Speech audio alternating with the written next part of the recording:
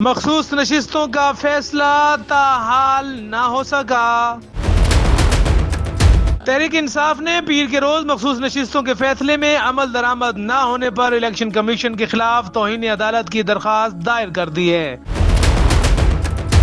P T I کی جانب سے درخواست وکلاء رہنما سلمان اکرم راجہ کی جانب سے داخل کی گئی، جس میں الیکشن کمیشن کے ممبران کو فریق بنایا گیا ہے۔ پی ٹی آئی کی جانب سے الیکشن کمیشن کے خلاف دائر کی جانے والی درخواست میں موقف اختیار کیا گیا ہے کہ الیکشن کمیشن کو فوری فیصلے پر عمل درآمد کا حکم دیا جائے، کمیشن ممبران کے خلاف توہین عدالت کی کارروائی کی جائے اور اس کے ساتھ ساتھ فریقین کو عدالتی فیصلے پر عمل درآمد کرنے کی ہدایات جاری کی جائیں۔ عدالتی فیصلے کے خلاف الیکشن کمیشن نے نظر ثانی کی اپیل دائر کر رکھی ہے، جو ابھی تک سماعت کے لیے مقرر نہیں ہوئی۔ یہاں یہ بات سمجھنے کے لیے ضروری ہے کہ سپریم کورٹ نے تحریک انصاف کو مخصوص نشستیں دینے سے متعلق اپنے تفصیلی فیصلے میں قرار دیا تھا کہ الیکشن کمیشن رواں برس فروری میں ہونے والے عام انتخابات میں اپنا کردار ادا کرنے میں ناکام رہا ہے اور اس کا 1 مارچ فیصلہ آئین سے متصادم ہے۔ تحریری فیصلے میں بتایا گیا تھا کہ الیکشن کمیشن کے 1 مارچ کے فیصلے کی کوئی قانونی حیثیت نہیں ہے اور یہ فیصلہ آئین سے سراسر متصادم ہے۔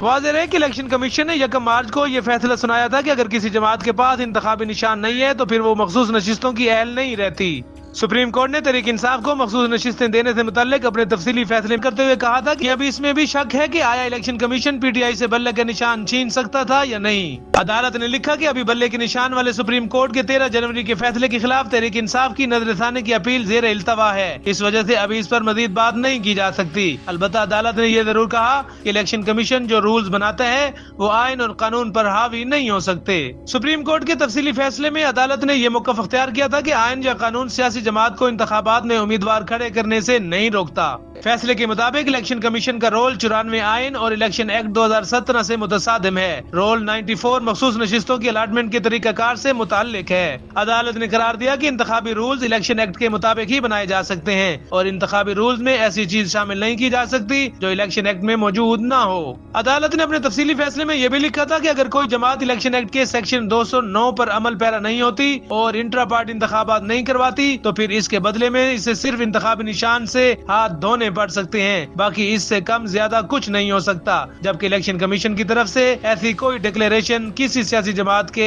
دیگر آئینی اور قانونی حقوق کو متاثر نہیں کر سکتی۔ سپریم کورٹ کے تفصیلی فیصلے اور 2 بار وضاحت کے باوجود وفاقی وزیر قانون اعظم ندیر تارڑ کہہ رہے ہیں کہ مخصوص نشستوں سے متعلق سپریم کورٹ کے فیصلے پر کہا کہ سپریم کورٹ کا تفصیلی فیصلہ آنے کے باوجود آئینی مسئلہ یہ ہے کہ لسٹ کا ملکی قانون کے مطابق فیصلہ ہونا ہے اور آئین پاکستان کے قوانین کی موجودگی میں اب یہ نشستیں کسی طرح سے تقسیم ہونی ہے اور اس کا جواب اس تفصیلی فیصلے میں نہیں دیا گیا۔ اس سارے صورتحال میں ماہرین یہ کہہ رہے ہیں کہ سپریم کورٹ نے بہت اچھے طریقے سے الیکشن کمیشن سمیت اداروں کی کمزوریوں کو اپنے تفصیلی فیصلے کے ذریعے واضح کیا۔ ان کے مطابق اب یہ ان اداروں پر ہے کہ وہ اپنی ان کمزوریوں کو دور کرتے ہیں یا نہیں۔ کنور دلشاد اس حوالے سے کہتے ہیں کہ خود سپریم کورٹ میں تقسیم بہت واضح ہو چکی ہے۔ ادھر پاکستان تحریک انصاف کے چیئرمین منسٹر گوہر علی خان نے الیکشن کمیشن سے مطالبہ کیا تھا کہ وہ فوری طور پر سپریم کورٹ کے واضح اور تفصیلی فیصلے کی روشنی میں 38 اراکین کو ان کی جماعت کے ارکان کے طور پر نوٹیفائی کریں۔ ماہرین یہ کہہ رہے ہیں کہ اب ابہام کی آڑ میں اس پر عمل درآمد کو روک نہیں سکتی حکومت۔ آپ اس پر بحث کر سکتے ہیں